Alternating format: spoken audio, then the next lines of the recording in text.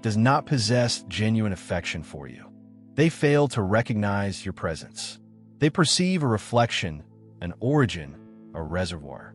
However, upon embarking on the journey to integrate your shadow and reclaiming those aspects of yourself that societal norms have conditioned you to suppress, a profound transformation occurs. The empathy that previously left you feeling depleted now transforms into a conscious, deliberate, and well-defined experience. The compassion that previously guided you into codependency now manifests with clarity and insight.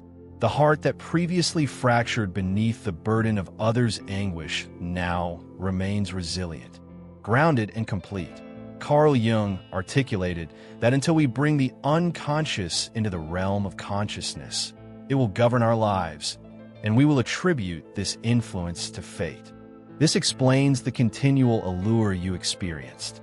It was not a manifestation of frailty. It was an involuntary recurrence. Your inherent strength radiates towards those who would misuse it. The essence of a narcissist reveals a lack of true power.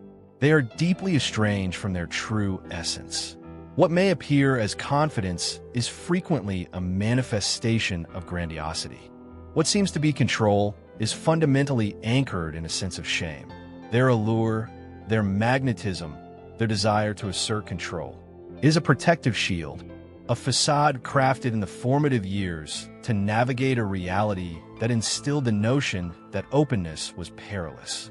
Jung referred to this phenomenon as inflation.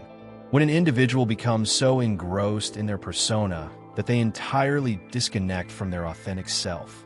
This is the point at which the empath and the narcissist reflect one another. Each sustains injuries. Both entities are lacking a connection. One expands, while the other fades away. However, as a narcissist constructs a barrier to protect their vulnerability, the empath endeavors to mend the wounds of others. In this process, they become wholly oblivious to their own existence. However, this marks a pivotal moment. Jung referred to it as a Nantataroya, the instant at which one entity transforms into its antithesis. For the empath, this moment is significant. Upon the recognition that you bear no obligation for the emotions of others, neither their joy, their recovery, nor their sense of void, one must take ownership of their own actions and decisions. It is at that juncture that your potential is initiated. Once you relinquish the burden of guilt that does not belong to you, the narcissist's power diminishes significantly. When you cease to recoil from disapproval, the power of manipulation diminishes significantly. When you cease to provide explanations, justifications, and excessive concessions, you effectively render yourself psychologically imperceptible to them. Your vulnerabilities remain elusive to them, as you have ceased to delegate your self-esteem to external sources. They are unable to evoke your sense of guilt, as you have transcended the conflation of kindness with self-betrayal. They are unable to overwhelm you with affection, manipulate you through guilt, or distort your reality, as you have ceased to pursue affirmation from shattered reflections. This is not a matter of adopting a frigid demeanor. It pertains to the process of attaining authenticity. Jung articulated, the objective of existence is the process of individuation, to realize your authentic self, not the person others desire you to become. It is not the identity shaped by trauma that defines you, but rather your wholly integrated self. Illumination and obscurity, resilience and gentleness, limits and compassion, all in a state of equilibrium. Upon attaining this state, one not only safeguards oneself, but also catalyzes a transformation within the surrounding environment. Empaths who have successfully integrated their shadow do not merely achieve immunity to narcissists. They transform into beacons, steadfast, radiant. They do not pursue love. Rather, they personify it.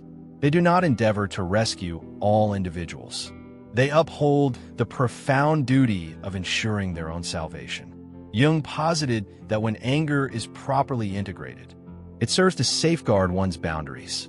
The possession of such power renders one impervious to disruption. to assert that declining is not synonymous with rejection. It embodies clarity. It is a verity. As you progress in your journey, you may start to observe something peculiar. Narcissists may still make an appearance, yet they will not linger, as they no longer perceive you as a source of sustenance. You exhibit a remarkable level of composure. You possess resilience. One should not engage in emotional labor that detracts from the essence of existence. They will seek out the former iteration of your being, the individual who experienced remorse for their fatigue, the individual who expressed regret for declining, the individual who designated self-sacrifice as love. However, that iteration has vanished, harmoniously interconnected and progressively developed. This represents the enchantment that Jung alluded to, the concept of psychological sovereignty, the capacity to experience a wide array of emotions while remaining ungoverned by any single one, to embrace profound affection while ensuring you remain true to yourself henceforth, to embrace openness while maintaining a sense of security, gentle yet resilient, to traverse the world in your true essence, unguarded and complete. The empowered empath has transcended the fear of narcissists, as there is no longer anything within them to exploit. There is no fractured conviction to take advantage of.